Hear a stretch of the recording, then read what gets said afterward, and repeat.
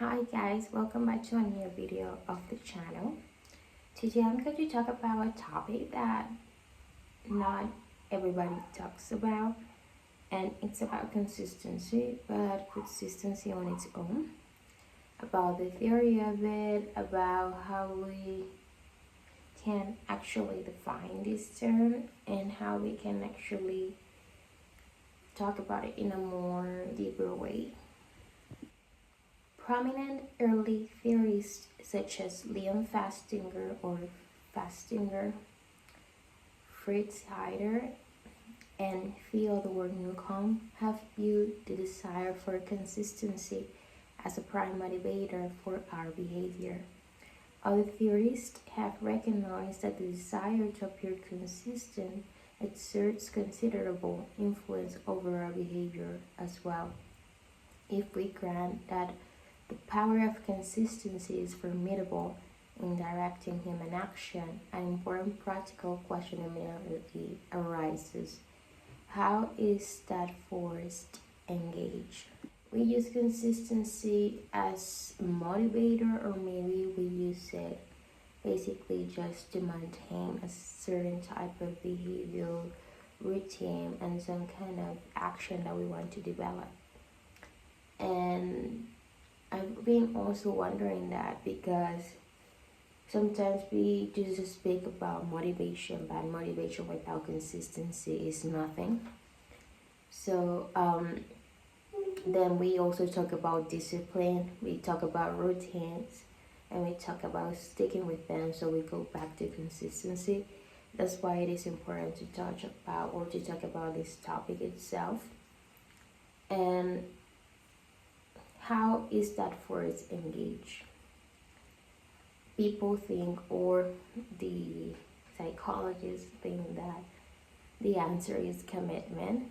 If a person can get you to make a commitment, that is to take a stand, to go on record, that person will have set the stage for your consistency with that earlier commitment.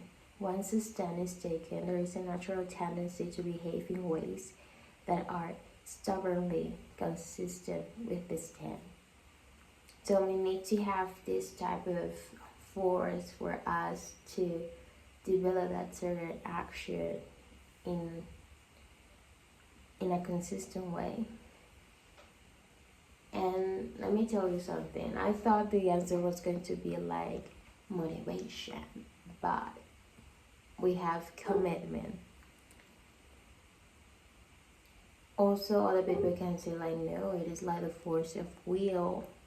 We need to wake up every day because you have that pretty strength or energy in yourself that is getting you up every day. Or let me tell you something, people get up most of the time because they have some kind of commitment pending going on. They need to go to work, they need to go to school, they have somebody in charge. They need help from somebody else as well. Or they just have like something going on that they just set the alarm and they have to wake up. So basically, we have been leading ourselves through commitments, through responsibilities, and once we create like a habit, through discipline. As I like to talk in this channel, I will also introduce in this video about techniques, or actually researchers, or actually some kind of method that have been out there for consistency. So a consistency rule for compliance can be worded as follows. After committing yourself to a position, you should be more willing to comply with requests for behaviors that are consistent with that position. Any of a variety of strategies may be used to generate a crucial instigating commitment. One such strategy is the foot in the door technique. I will let the name. A solicitor using this procedure will first ask for a small favor that is almost certain to be granted. The initial compliance is then followed by a request for a larger related favor. It has been repeatedly found that people who have agreed to the initial small favor are more willing to do the larger one. What do you think this is? Some people would say they don't know how to say no. That's like a family member probably they committed to, because the person is kind. Or do you think that we also are afraid or ashamed to do something that could dislike the other person? Is it something beyond commitment? Is it something for beyond us following some kind of rule or willingness to do something? Or is it just like something that we want to achieve and towards other person in order to have like a nice perception of our own? What do you think?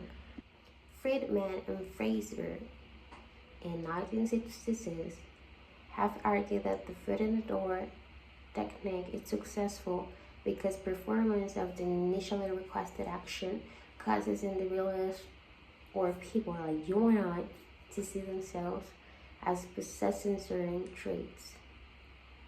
And actually this have been like quite accepted in this field, because this is like something we tend to do repeatedly without even knowing.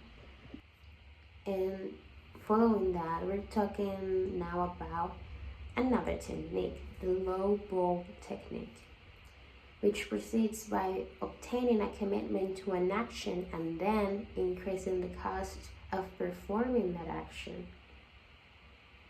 So, for example, the automobile salesperson who throws the ball induces the customer to decide to buy a particular model car by offering a low price on the car or an inflated one on the customer's trade-in.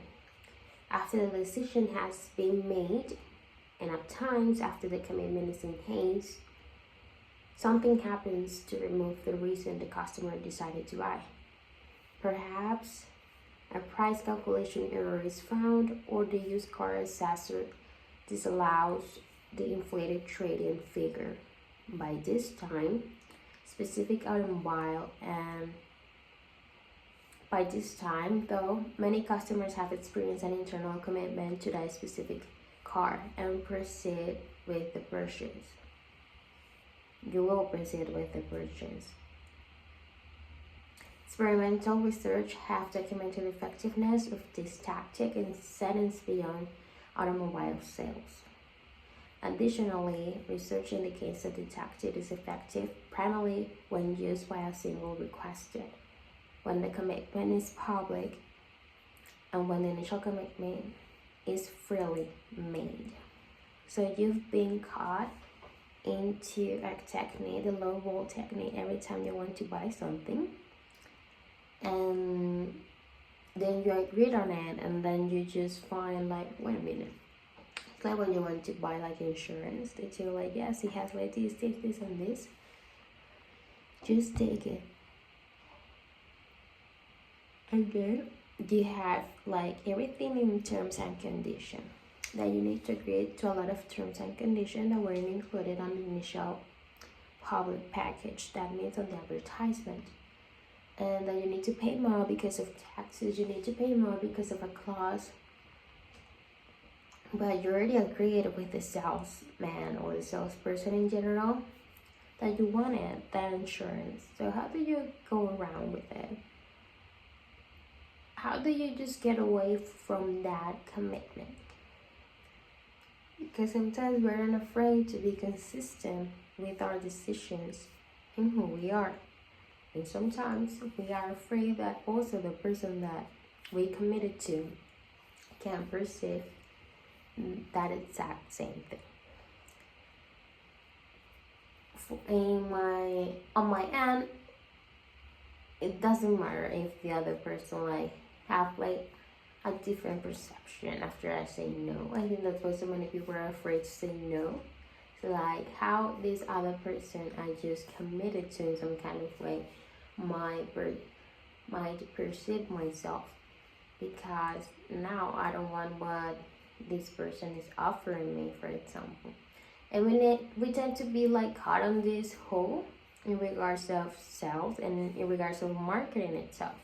When people start like launching these marketing strategies, but we have to the need to get like this interaction with another person in between, and we agreed on everything. Then they forward us a contract or the clause, terms and conditions, and you don't want any more, and now you are ashamed about talking with the other person, answering their calls, answering their messages, emails, or you don't want to ghost the person. It's like, wait a minute.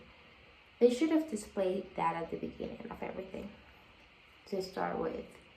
Not if you're ashamed of just reaching bad about something you don't want to purchase or acquire anymore. Just say, like, say, sorry, I'm no longer interested, thank you so much. Or if you need more answers to your questions, just do it. Just answer your questions and that will be fine.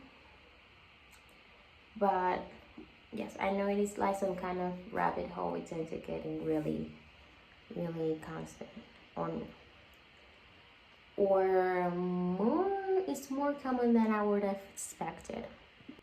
One thing that these procedures have in common is the establishment of an earlier commitment that is consistent with a later action desired by the compliance professional. The need for consistency then takes over to compel performance of the desired behavior. Even primarily, leanings that occur before a final decision has to be made can bias us toward consistent subsequent choices. And if you want to know more about biases and stereotypes, go to my previous videos because you're going to love them.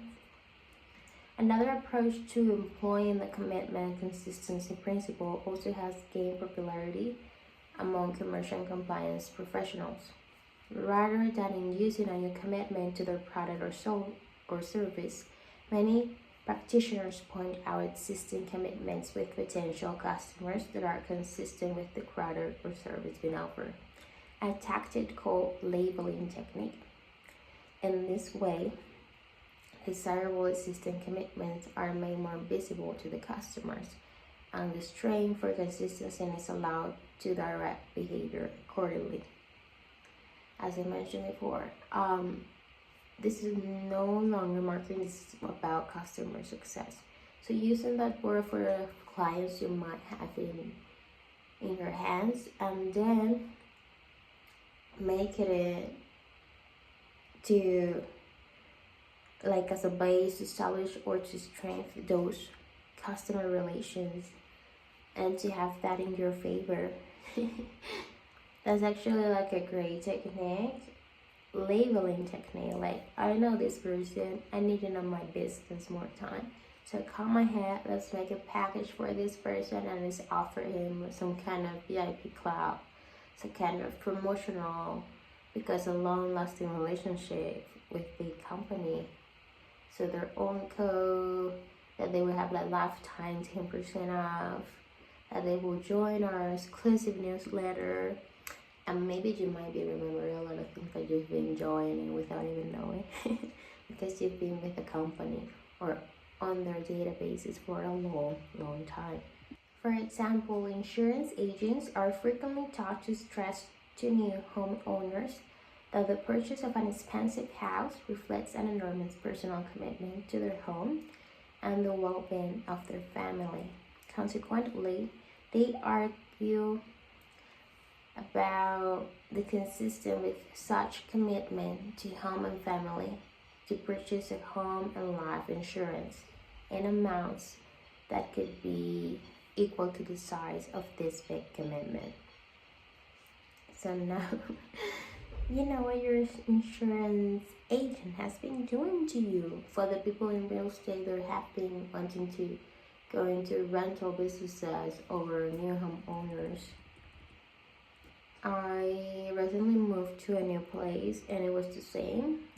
They offered me like an insurance if I die or if I get like incapable of just working anymore, like entirely just that I couldn't even move. It's not about insurance, but I didn't want to buy that. So that is also related because they make like these partnerships, and those partnerships are going to give you like a more complete package for you to commit to, but you have the choice to decide if you want to pay that or not. A more manipulative tactic that merely focuses people on their existing values is to put them in a situation in which to refuse a specific request will be inconsistent with the value that people wish to be known as possessing.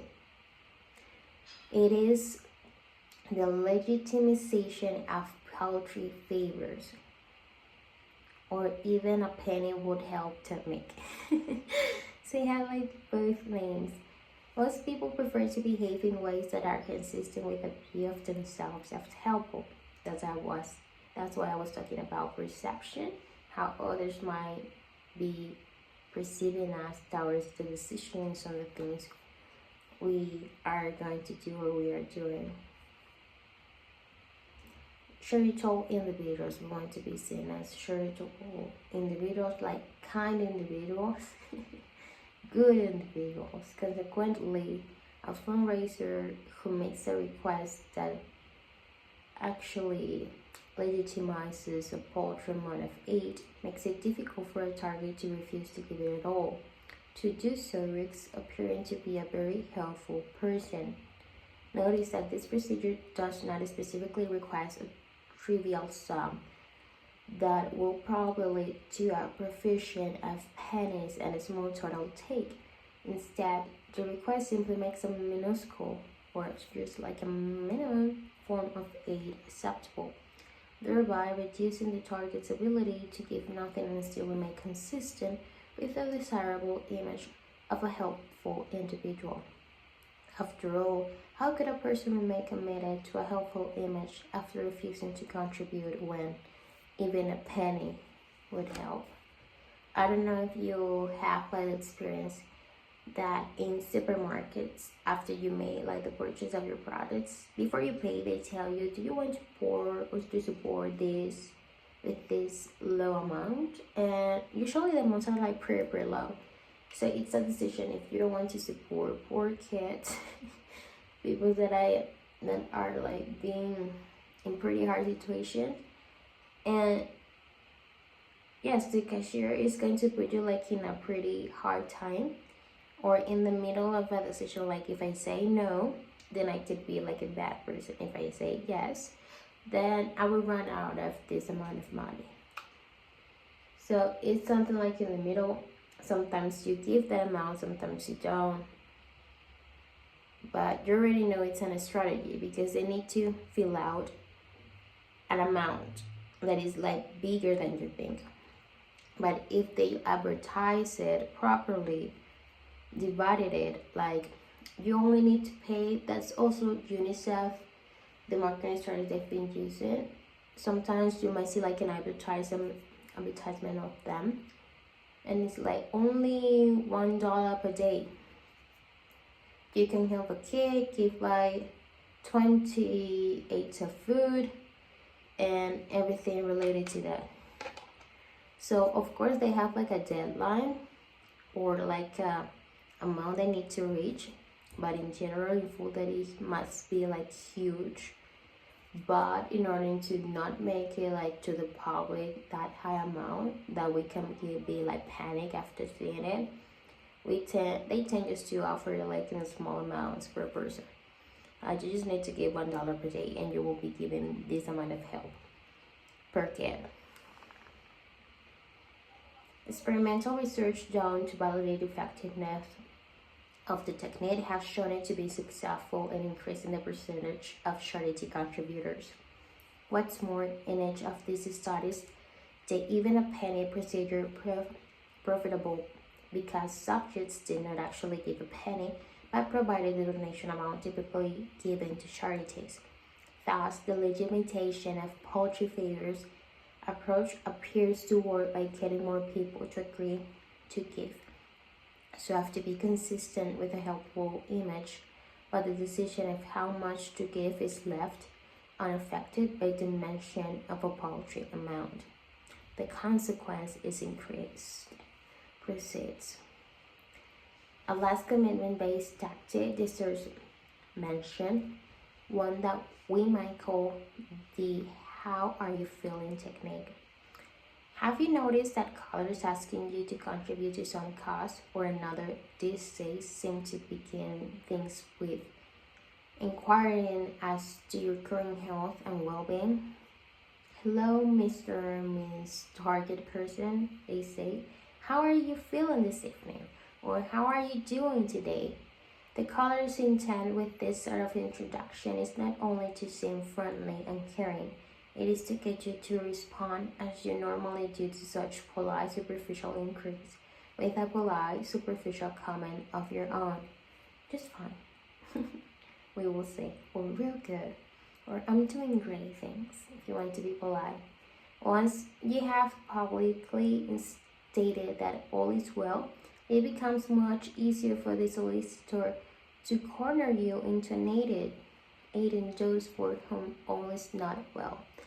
I'm glad to hear that, because I'm calling to ask if you will be willing to make a donation to help out the unfortunate being tipped off. And you can complete with whatever you want. This is also interactive.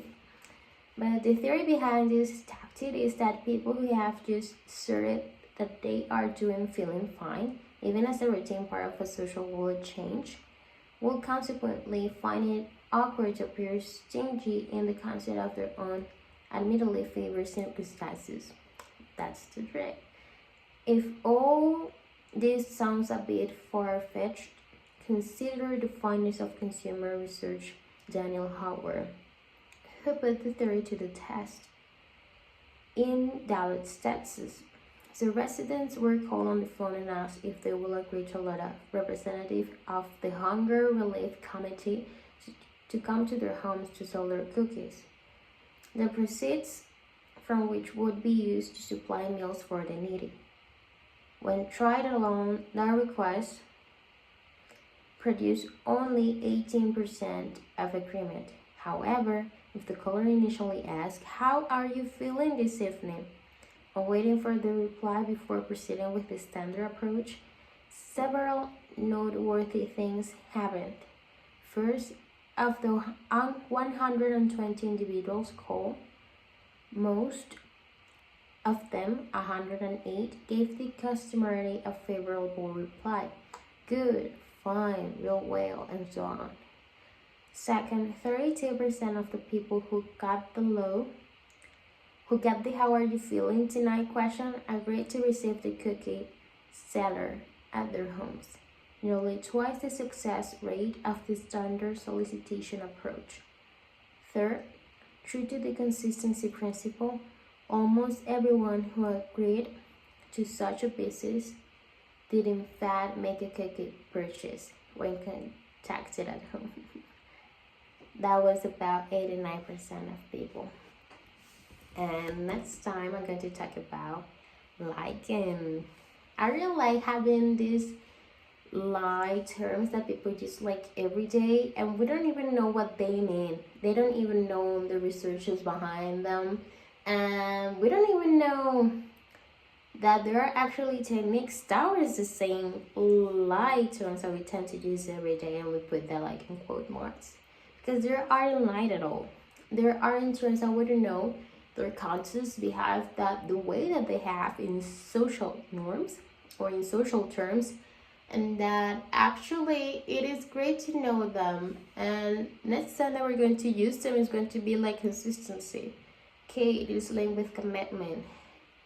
And now we have different techniques in marketing and customer success that I've been following too. Now you know that those techniques and methodologies are in common. We have been normalizing lots of techniques, sales techniques, marketing techniques, and approaches because it is so often that we see them, that we hear them, that we read them, that we already normalize doing things, and it is what it is, right? That's normal for them to do that. No, there's a reason behind that. There's a reason for you to be receiving those calls, for you to receive that treatment as customer, for you to keep agreeing of donating. So if you want to donate, that's great. If you don't, that's your choice. But I'm just here to talk about consistency itself. And did you know everything about this? You know about all these techniques, all these type of methodologies, and actually, did you know that consistency have all this luggage in the bag? I did not, so that's why I decided to share it with you. So thank you so much for being here. Next episode of or chapter or video it's going to be, I don't know if you're about like him, but let's hope so. Stay tuned and see you another time. Bye bye.